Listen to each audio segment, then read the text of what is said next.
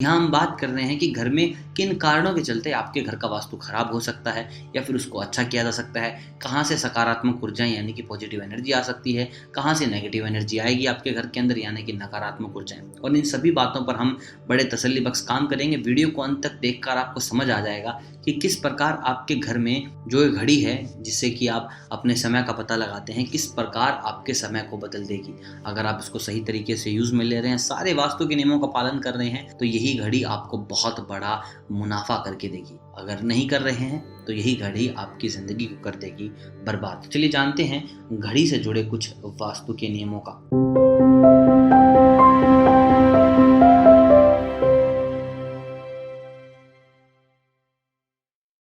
दोस्तों, समय ठीक तो सब ठीक। आज हम बात करने वाले हैं समय की यानी कि हमारे घर की घड़ियों की। आपको जानकर हैरानी होगी, आपकी घर की घड़ियां भी एक बहुत बड़ा रोल प्ले करते हैं आपके घर के वास्तु के लिए। देखिए, वास्तु हर जगह है। पहले मैंने आपको बताया था, आप व्यापार कर रहे हैं तो भी आपको वास्तु की मदद लगेगी, आप घर में सुख संपत्ति चाहते हैं तो भी आपको वास्तु की मदद लगेगी। और यहाँ हम बात कर रहे हैं कि घर में किन कारणों के चलते आपके घर का वास्तु खराब हो सकता है या फिर उसको अच्छा किया जा सकता है। कहाँ से सकारात्मक ऊर्जाएं यानी कि पॉजिटिव एनर्जी आ सकती है, कहाँ से नेगेटिव एनर्जी आएगी आपके घर के अंदर यानी कि नकारात्मक ऊर्जाएं। और इन सभी बातों पर हम बड़े तसल्ली बख्श काम करेंगे। वीडियो को अंत तक देखकर आपको समझ आ जाएगा कि किस प्रकार आपके घर में जो ये घड़ी है जिससे कि आप अपने समय का पता लगाते हैं, किस प्रकार आपके समय को बदल देगी। अगर आप इसको सही तरीके से यूज में ले रहे हैं, सारे वास्तु के नियमों का पालन कर रहे हैं, तो यही घड़ी आपको बहुत बड़ा मुनाफा करके देगी। अगर नहीं कर रहे हैं तो यही घड़ी आपकी जिंदगी को कर देगी बर्बाद। चलिए जानते हैं घड़ी से जुड़े कुछ वास्तु के नियमों का। देखिए, सबसे पहले जहां भी आपके घर की घड़ी है उस हिस्से को आपको साफ सुथरा रखना होगा।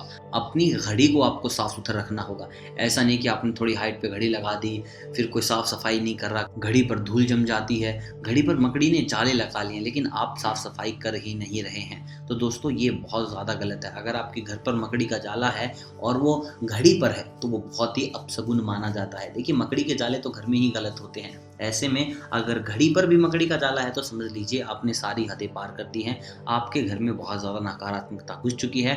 और आपको एक बात और बता दूं, जो ये घड़ी हैं ये सकारात्मक ऊर्जा लाने का भी बहुत बड़ा स्रोत है, साथ ही साथ नकारात्मक ऊर्जा लाने का भी बहुत बड़ा स्रोत है। अब ये दोनों चीज़ें डिपेंड करती हैं आप इसको इस्तेमाल किस तरीके से कर रहे हैं। दोस्तों, बात करते हैं घड़ी को किस दिशा में लगाना चाहिए। देखिए, आप उत्तर, पश्चिम, पूर्व इन तीनों दिशा में घड़ी को लगा सकते हैं, लेकिन आप दक्षिण दिशा में कभी भी घड़ी को नहीं लगाएंगे। देखिए, तो तीन दिशाएं मैंने बताई हैं, पूर्व, पश्चिम और उत्तर। इन तीनों के भी अलग अलग अहमियत है। अगर आप पूर्व दिशा की ओर अपनी घड़ी को लगाते हैं तो वहां से आपकी जिंदगी में प्यार आएगा, रिश्तों में बहुत ज़्यादा मधुरता आएगी, चाहे वो आपके पति के साथ हो, आपकी पत्नी के साथ हो, चाहे वो फिर आपके पिताजी के साथ हो, आपकी माताजी के साथ हो, या फिर कोई भारी संबंध। अगर आप पूर्व दिशा की ओर अपनी घड़ी को लगाते हैं तो आपकी जो लोगों के साथ संबंध हैं वो अच्छे बनते हैं। साथ ही साथ अगर हम बात करें पश्चिम दिशा की, तो आपको अवसर बहुत ज़्यादा मिलते हैं। आप किसी भी प्रोजेक्ट के लिए काम कर रहे हैं, आप किसी भी नई डील के लिए निकल रहे हैं, तो वहाँ पर अगर पश्चिम दिशा की ओर आपकी घड़ी है तो आपको ज़्यादा अवसर प्रदान करती है। दोस्तों, अगर हम बात करें उत्तर दिशा की, तो यहाँ से धन वर्षा होती है। देखिए, उत्तर दिशा को लक्ष्मी माँ की दिशा भी बताया जाता है। तो ऐसे में आप ध्यान रखें, अगर आप धन चाहते हैं, अपने घर में आर्थिक स्थिति अच्छी चाहते हैं, तो आप अपने घर की घड़ी को हमेशा उत्तर दिशा की ओर ही लगाएं। दोस्तों, आपको जानकर हैरानी होगी, लेकिन घड़ी से बहुत भूत आकर्षित होते हैं। और वो जब होते हैं जब आपकी घड़ी खराब हो जाती है, जब आपकी घड़ी एक जैसा वक्त दिखाने लगती है। तो कभी भी अपनी घड़ी को नकारात्मक वस्तु ना बनाएं, यानी कि अपनी घड़ी को कभी खराब ना होने दें, अपनी घड़ी को कभी रुकने ना दें। अगर आप ऐसा करते हैं तो आप अपने घर में भूतों को आमंत्रित कर रहे हैं। दोस्तों, आप अपनी घड़ी को सही समय पर रखें, ना तो ज्यादा आगे रखें ना ज्यादा पीछे रखें।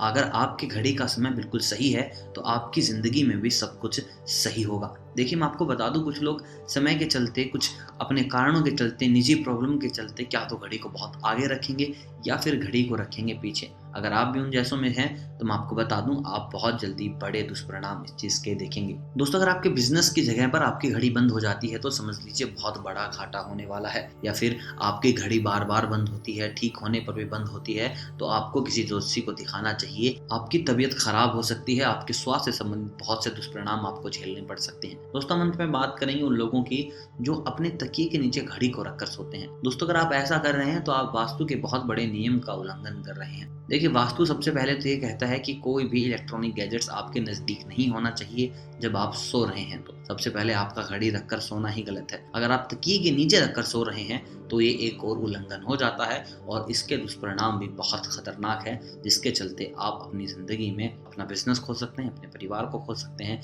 या आपको बहुत बड़ी हानि हो सकती है। तो ऐसी गलतियां बिल्कुल भी ना करें। घड़ी को सही तरीके से घड़ी के जैसे ही इस्तेमाल करें। तो दोस्तों, ये वो बातें थी जिनसे शायद आप अपना कुछ भला कर सकते हैं इनकी जानकारी मिलने के बाद। और आप मुझे कमेंट करके बताएं कि आपके पास कैसी घड़ी है। अगर आपके पास काले रंग के अलावा कोई और घड़ी है तो आप मुझे कमेंट में ज़रूर बताइएगा।